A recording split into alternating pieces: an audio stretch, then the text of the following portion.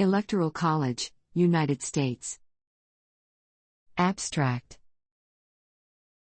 The United States Electoral College is the group of presidential electors required by the Constitution to form every 4 years for the sole purpose of electing the president and vice president.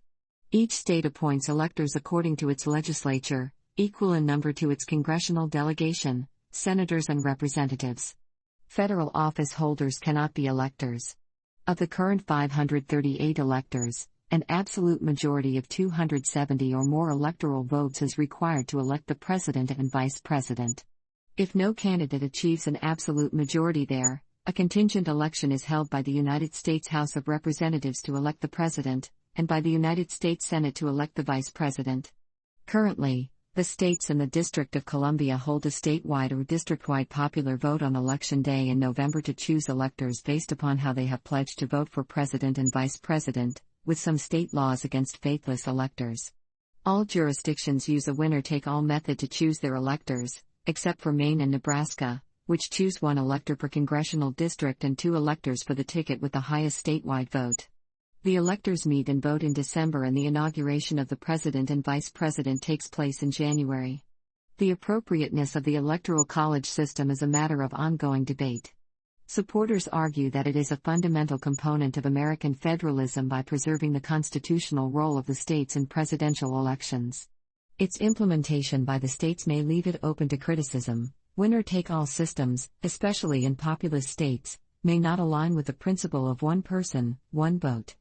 Almost 10% of presidential elections under the system have not elected the winners of the nationwide popular vote.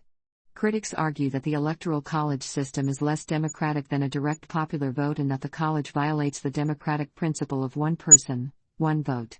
Thus, a president may be elected who did not win the national popular vote, as occurred in 1824, 1876, 1888, 2000, and 2016. Critics object to the inequity that due to the distribution of electors, individual citizens in states with smaller populations have proportionately more voting power than those in larger states. This is because the number of electors each state appoints is equal to the size of its congressional delegation. Each state is entitled to at least 3 regardless of population, and the apportionment of the statutorily fixed number of the rest is only roughly proportional. In addition, faithless electors may not vote in accord with their pledge. Further objection is that instead of spending equally on each voter in the nation, candidates focus their campaigns on just a few swing states. While polling data show having a direct popular vote for presidential elections is consistently favored by a majority of Americans, the popularity of the Electoral College has hovered between 35 and 44% in the 21st century. This project compresses information gathered from Wikipedia in video format. Why should I watch it? Studies prove that reading while listening improves comprehension, increases speed as well as expands vocabulary and enhances fluency. Provide your feedback on the comments section.